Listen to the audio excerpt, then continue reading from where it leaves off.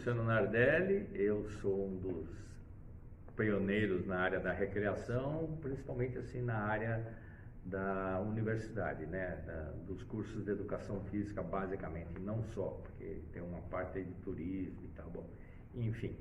Eu na verdade comecei com o trabalho de recreação a convite de um professor na universidade, que durante um curso, ele comentando que ele fazia acampamento com os alunos e subidas ao Pico do Jaraguá.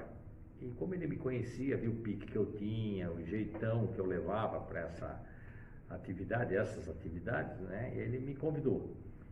E quando chegou lá no Pico do Jaraguá, subimos todos por um caminho que hoje já não tem mais, que é pelas trilhas, pelo meio do mato mesmo. E quando chegou lá em cima, todo mundo se encontrou e tal, ele bateu um papo com a moçada e eu sugeri uma atividade. E aí eu fiz umas dinâmicas recreativas com a moçada, que eu trago isso do meu histórico de acampamento e colégio interno. E ele ficou encantado com isso. E aí depois ele começou a se interessar pelo meu histórico fora da universidade, né? Aí ele acabou montando o curso de acampamento, que foi lá no sítio do Carroção. Quando eles estavam começando, o Carroção era um terço do que ele é hoje, um décimo do que ele é hoje, muito pequeno. Eles estavam iniciando lá também, então eles alugavam o espaço. E aí eu conheci o sítio do Carroção e fiquei encantado com eles e tal. E quando voltamos, né, que eu levei uma turma que era mais adiantada do que a minha, eu ainda era estudante, eu era aluno. E aí criou essa imagem de que eu mexia com recreação, que eu tinha um histórico, também ajudava na natação com o professor Nakamura, que eu era nadador, né? Mas enfim.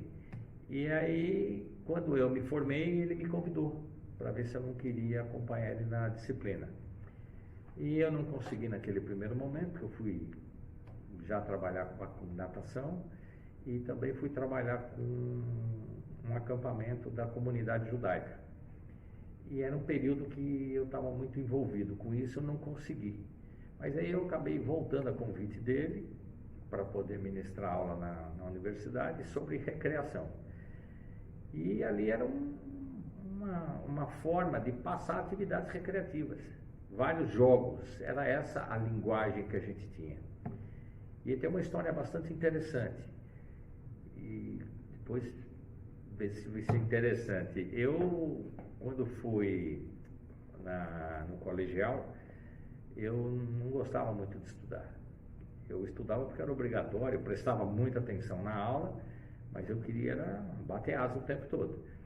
E eu acabei me identificando com a matemática e fui dar aula de matemática para os meus colegas. E comentei com meu tio, que era professor de matemática. E ele me deu algumas dicas sobre a matemática, e um dia ele me convidou para dar aula no cursinho. Eu não tinha o cursinho, eu não tinha o colegial completo, mas eu gostava tanto da matemática que ele se adiantou nesse sentido. Mas estou contando tudo isso só para ver o que aconteceu. Um dia eu falei, conversando com ele, e eu estava preparado para tentar arriscar uma aula. Ele falou, tá bom. E aí ele percebeu que eu levava jeito, e ele falou assim para mim, olha, eu vou fazer o seguinte, vou te experimentar, você vai dar essa matéria aqui hoje e vai desenvolver. E eu falei, tá bom, entrei na sala, ele ia ficar junto, ele no meio do começo da aula, ele virou e falou assim, olha, eu vou no banheiro, eu já volto, toca aí. Eu falei, tá bom. E eu toquei ela, de repente teve uma pergunta que eu não sabia responder, fiquei um pouco inseguro. Procurei por ele e ele tinha ido embora. E eu precisava responder aquela pergunta. Então eu sentei junto com o aluno ali na frente dos outros e tentei explicar um pouquinho. Bom, enfim, consegui sair daquela situação desagradável, porque era cursinho.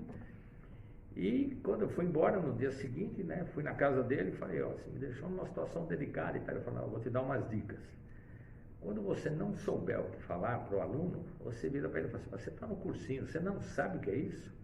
Não, melhor estuda um pouco, depois eu te falo, eu não vou perder tempo para te explicar isso de novo. E eu falei, mas não posso fazer isso. Ele falou, pode, às vezes a gente faz isso, às vezes por perder tempo, por alguma coisa, o aluno que é inconveniente e tal. Isso funciona, aí você estuda, no dia seguinte você vai lá e cobra dele. E isso acabou acontecendo na faculdade. E o que aconteceu? Era o último ano da faculdade era a disciplina de recreação, que era no terceiro ano.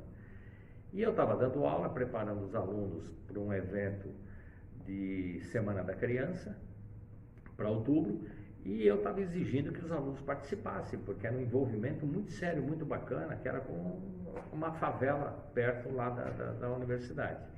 E que a gente ia receber essas crianças durante uma semana, a manhã toda com a gente. E eu estava cobrando que os alunos tinham que participar, tudo isso, eles me sentiram assim um pouco, além de recreativo, brincalhão, um pouco exigente, né? Assim, um perguntou: pô, se eu não vier nessa semana, eu vou ficar prejudicado? Eu falei: lógico que você vai ficar prejudicado, você vale como trabalho. Então eu vou te fazer uma pergunta. Eu fui uma criança feliz, eu brinquei a minha vida inteira, fui morador do interior, na rua, brincava, conheço um monte de recreação. Isso não serve. Para que serve a recreação? Por que tem essa disciplina de recreação? E eu, na hora, foi um impacto para mim. Eu falei: e agora? Pensei comigo. Aí eu, aquela brilhante saída pela direita, falei para ele: eu não acredito que você está me fazendo essa pergunta. Quando você entrou na faculdade, você viu o currículo, você sabia que existia essa disciplina recreação. E você passou o primeiro e segundo ano, e agora, no terceiro ano, você já está terminando. Então, são 2 anos e meio que você ouve falar e você não sabe para que serve a recreação? Que é só conhecer joguinhos e você sabe? A recreação é muito mais que isso. Então, me diga, o que é? Eu falei: eu me recuso a te responder. É muito fácil te dar isso de graça. Você vai estudar, depois semana que vem eu te cobro. E quero que você me responda com profundidade. Eu não sabia o que responder para ele. E ele, não sei para onde ele foi estudar. E eu fui procurar, e fui inclusive na USP. E comecei a estudar e eu descobri esse universo. E aí eu fiquei encantado. E aí eu criei uma linguagem da importância dos jogos, o que os jogos provocam, o que eles desenvolvem no indivíduo, além da motivação, do ânimo, tudo isso, o que mais é o que você pode ganhar trabalhando com recreação e com jogos? Que milagres você é capaz de fazer utilizando jogos e brincadeiras? Por quê? Porque através da brincadeira você libera emoções. Através da brincadeira você se transforma, você se manifesta sem muita preocupação. Por exemplo, você na brincadeira, você se envolve tanto com tamanha felicidade e tudo isso, que você muitas vezes corre o risco de desconsiderar as regras, a disciplina, porque você está envolvido. E ela chega a se tornar muito perigosa. Ela chega a se tornar muitas vezes violenta. Eu vou dar um pequeno exemplo que eu uso até hoje, que é uma realidade bastante triste, mas ela é, porque você sai de casa para brincar, para se divertir, e de repente você volta para casa dentro de um caixão, você volta como um cadáver. Ou você volta para casa como um assassino. Você fala: mas como assim? Peraí, alguma coisa, não estou entendendo. É essa emoção que faz o indivíduo se envolver numa recreação, numa brincadeira, sem responsabilidade, sem compromisso. E ela serve justamente para você aprender através dela a ter disciplina, discernimento, cidadania. O indivíduo vai para um jogo de futebol para se divertir, pinta a cara, põe o time, a camiseta do jogo, se fantasia, tudo isso, e sai para torcer para o time dele, uma alegria, um movimento, encontra os amigos e vai feliz da vida, cantando. De repente encontra um adversário do outro lado, o outro time, rival. Ao invés de se confraternizarem, como isso já foi durante muito tempo, eles se degladiam. Eles acabam se confrontando. Por quê? Porque a emoção, a empolgação é tão grande com seus colegas, seus pares, tudo isso, que ele não percebe a estupidez que ele está fazendo pela emoção. E aí é a riqueza do jogo, a riqueza da brincadeira. Quando ela coloca regras, quando ela coloca disciplina, quando ela coloca na sua vida um adversário, uma pessoa que está te afrontando com uma outra forma de enxergar a coisa e competir com você. E essa competição hoje, ela chega a uma evolução tão grande que muitas vezes nós já temos os jogos cooperativos, que para a gente poder atingir um objetivo, não existe rivalidade, existe uma integração entre os dois. Aí eu criei uma linguagem, e essa linguagem é você trabalhar com a recreação, identificando e adaptando jogos para infinitos objetivos. E eu associei também isso ao esporte, que também está muito associado à nossa vida, ao nosso cotidiano. Eu sou da linha onde eu vejo que tudo tem regra. Tudo, absolutamente tudo na vida tem regra. Essa regra não é disciplinar, não é uma postura tal. Ela se mistura com atitude, com postura, com ética, com relações humanas, tudo isso. Eu vou dar um pequeno exemplo, né? Eu estava falando daquelas violências que acabam acontecendo no esporte, né? Que você vê o adversário, você vai lá brigar e de repente a maioria pega um e tal e acaba com a vida dele. E vice-versa, né? Vem um grupo lá e você está sozinho, teus amigos fogem por qualquer motivo, você fica lá e você paga com a vida. Alguém pagou com a vida e alguém tirou a vida de alguém, isso que eu falo. Porque a emoção, o envolvimento, a irresponsabilidade vem desse excesso de prazer, né? E a recreação trabalha muito com isso, mas ela também disciplina através disso. Então, quando eu falo das regras, desde vestir uma roupa, você não põe uma roupa ao contrário. Você tem que colocar a camisa com os botões do jeito que ela foi programada, do jeito que ela foi feita, que você se veste. Eu considero isso como regras, né?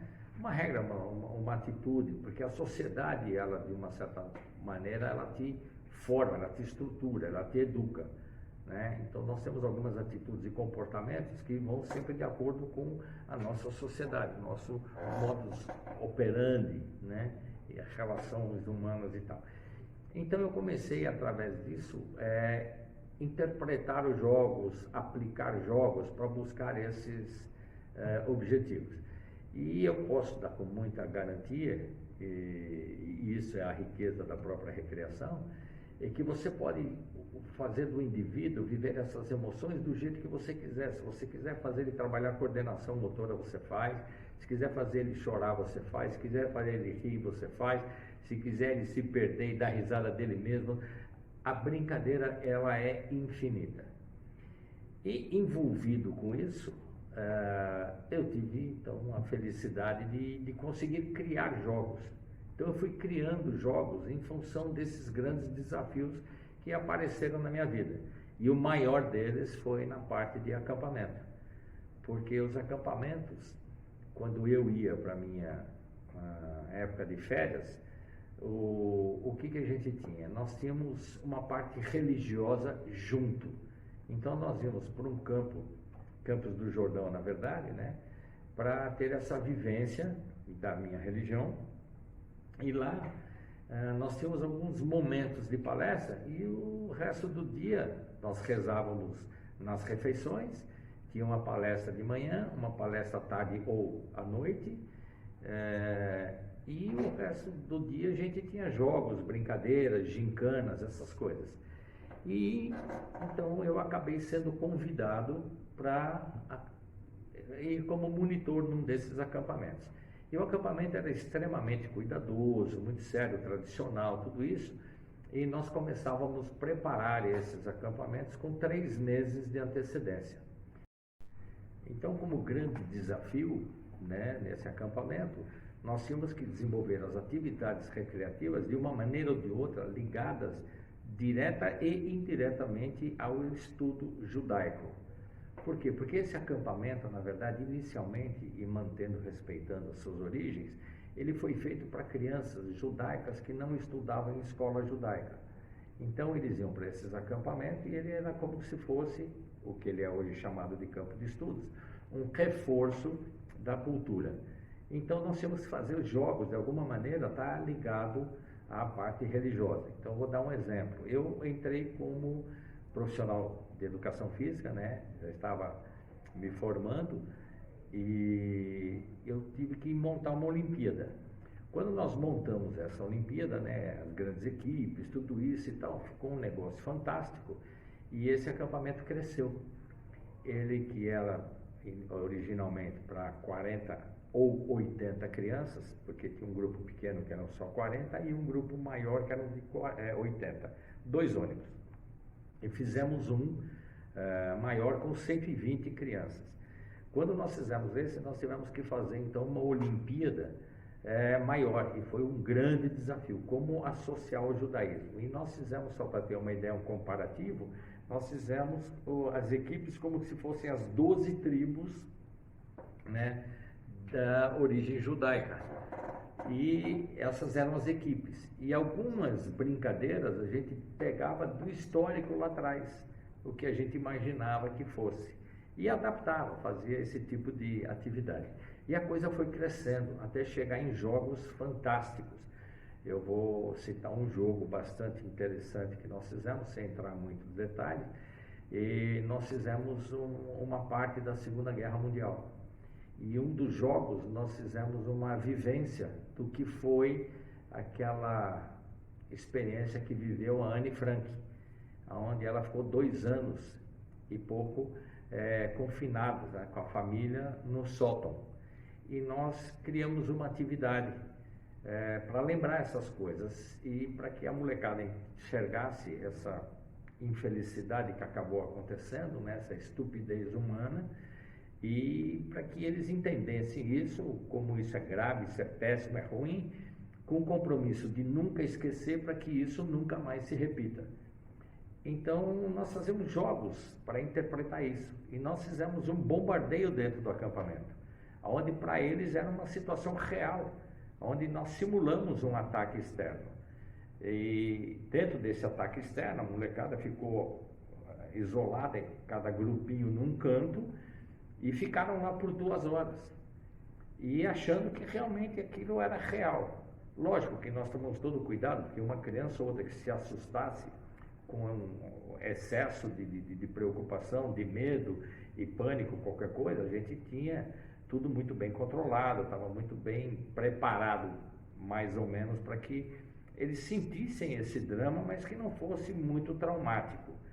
E lógico que uma criança ou outra teve alguns momentos de que a gente percebia que, olha, tira ele daqui, explica o que está acontecendo e volta, tal, para não ser uma coisa muito violenta.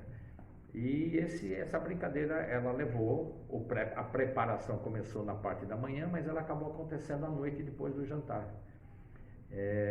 E depois terminou explicando para eles que tudo que nós vivenciamos naquelas 2 horas não passou de uma brincadeira. E eles não gostaram no primeiro momento. Na verdade, a história, até onde eu conheço dos acampamentos, eles se estruturaram inicialmente como religiosos. Era uma forma de você poder levar as crianças para um ambiente onde se discutia religião. E daí vinham os conventos, né, os mosteiros, isso é muito antigo, né, tem um estudo maravilhoso, que inclusive foi o TCC do Quito, em que ele conta até de um indivíduo que resolveu pegar o grupo de crianças e ter uma vivência, né, alojados, uma palavra que é importante falar também, o que é acampar. Acampar é habitar temporariamente, não é hospedar-se. Hospedar é hotelaria. Habitar temporariamente. A criança, quando vai para o acampamento, ela tem compromisso e responsabilidade. E a gente também tem alguns cuidados. Mas ela vai morar nesse ambiente.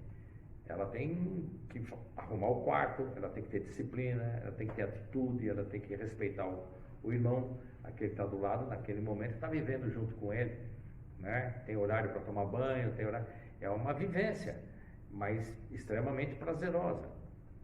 E aí o que acontece? Alguns que participaram desses acampamentos que eram religiosos, perceberam que a coisa poderia ser muito mais rica para quem não fosse daquela religião, necessariamente. E daí surgiram alguns que saíram, por exemplo, um dos pioneiros é o Paiol Grande.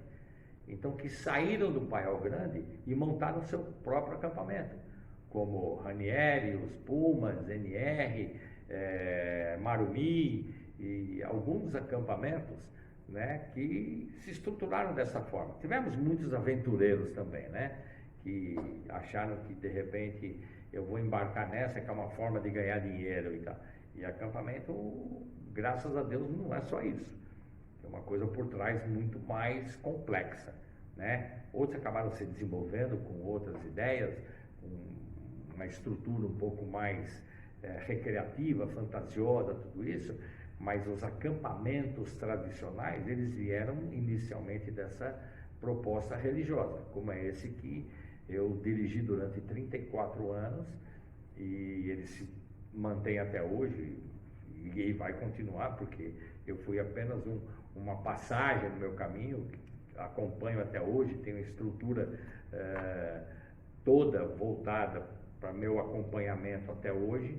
Inclusive na semana passada, na sexta-feira, teve uma noite lá, toda sexta-feira tem, e ela foi o relato das crianças que foram para o acampamento agora em julho, das 3 temporadas. Então eles lá fazem o relato, fazem os comentários, tudo isso, e é um encontro com todo mundo de todas as faixas etárias. Ele é basicamente, como eu disse, chama campo de estudos, né? Mas ele é basicamente o objetivo de um acampamento. Ele tem lá a parte recreativa, tudo isso, e tem esse cunho formativo, né? Como tiveram outros lá para trás, por um motivo ou outro não continuaram, mas mudaram o perfil, o percurso, que era o English Camp, né? Que todo estruturado para falar inglês, se aperfeiçoar no inglês. Teve o Computer Camp, que na época de computador era um quebra-cabeça, era difícil, a molecada tinha que aprender e tal. Então teve o Computer Camp também. E tem o CISV, né, que é aquele encontro de crianças que vêm do mundo inteiro para aquele percurso. Então são acampamentos de vários níveis. E é sempre onde eu chamo a atenção. Na hora de olhar o acampamento, de prestar atenção no acampamento, existe uma coisa que chama-se profissionalismo. Profissionalismo é mais ou menos, como eu diria, uma imersão íntegra e integral na proposta que você está fazendo. Então, a gente precisa interpretar isso como um trabalho extremamente sério, delicado e cuidadoso. Graças a Deus nós temos a ABAI aí, que congrega grandes acampamentos, e a própria estrutura dos acampamentos não é como eu herdei um sítio da família e eu não tenho o que fazer e eu queria montar um acampamento. Como já aconteceu, tive um aventureiro que graças a Deus não deu certo, ele me chamou para uma assessoria e ele queria transformar um sítio onde eles criavam cavalos e ele queria transformar aquilo em alojamento e refeitório e não queria entender o mínimo necessário para montar um acampamento. Então, quando eu desisti da assessoria, expliquei para ele que ele não podia dar continuidade daquilo, que ninguém ia impedi-lo, mas eu ia ser uma pessoa que ia criticar o trabalho, porque o que ele estava propondo, aquilo não era absolutamente nada educacional, nem formativo. Era uma ideia bastante errada do que a gente quer interpretar como acampamento. E ele, até onde eu sei, ele tentou uma única aventura e, graças a Deus, essa aventura não deu certo. Graças a Deus. Então, o acampamento, ele é uma empresa extremamente séria, com profissionais envolvidos, especialistas e dirigidos por pessoas que conhecem o que estão fazendo, que sabem o que estão fazendo, que são profissionais. Esses acampamentos, não só os religiosos, os acampamentos, a própria ABAI, que é a associação extremamente respeitosa, de muita importância, os acampamentos, eles se estruturaram hoje, ele é referência não só nacional como internacional. E eu, por exemplo, da CIP, a CIP era uma coisinha pequena, e ela começou a crescer, ficou pequena demais, tivemos que mudar de lugar. Inicialmente ela foi estruturada para 25, 30 crianças. E nós tivemos que entregar aquela casa onde nós tínhamos fila de espera e até pensamos numa loucura numa delas, em colocar trailer lá dentro, porque não tinha onde colocar criança, não tinha. Nós transformamos a casa de 25 para 56 lugares. O que era a garagem da casa virou quarto, com 5 beliches, 10 crianças. O sótão virou meu quarto, cada monitor dorme num quarto acompanhando as crianças. Eu dei vaga para um outro, uma casinha de ping-pong, nós estendemos, ficou mais um quarto, e assim, bom. E esse acampamento teve que mudar de lugar, foi muito bem estruturado, para 120 pessoas, são 100 crianças, né, e 20 pessoas como equipe desde monitores até convidados, o responsável geral, dirigente, sala de monitores maior, mais ampla, sala de material, a coisa cresceu bastante. E esse acampamento acabou virando, por uma ideia que surgiu no bate-papo, numa brincadeira, virou um acampamento internacional. Então, a cada 2 anos, a gente levava essa molecada para algum país da Europa para estudar o judaísmo, a influência do judaísmo nesse país, e depois ficar 40, 50 dias em Israel. Então, nós fazíamos isso ano sim, ano não, durante a minha permanência lá, né? Hoje, depois de uma série de motivos, não só porque eu saí, não é por isso, mas provavelmente eles acabam em algum momento tentando retomar essa situação, mas de repente chegamos lá, da onde é a história de vocês, o que é isso, e aí foi a minha primeira palestra para explicar o que era um acampamento no Brasil, como é que a gente fazia. E muito parecido com outros no mundo, né? Mas ele tinha o nosso perfil e os nossos jogos. Então a gente trocava jogos, como fazem os escoteiros, né? Nos encontros internacionais do escotismo, né? Trocam informações, trocam jogos, e eu levava e recebia também.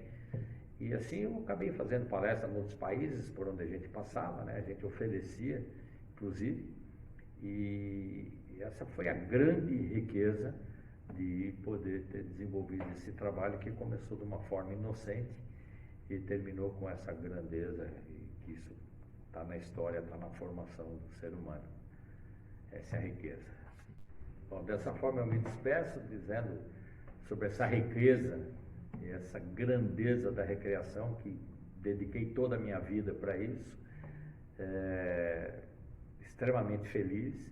Através dessas brincadeiras, né, se estruturou acampamento a nível nacional e internacional, como eu falei, muitas palestras pelo Brasil inteiro, no ENAF, CONFEF, JOPEF, etc. Muitas palestras pelo Brasil, a grande maioria delas voltadas para a recreação de uma maneira geral, e algumas pitadas de acampamento, porque é sempre uma paixão. E eu me coloco à disposição, se eu puder de alguma forma ajudar. E isso também se estendeu a alguns hotéis, onde eu acabei trabalhando com escolas, inclusive, lembrando agora, com reciclagem para professores, monitores, estruturação de equipes, tudo isso, e até nas empresas.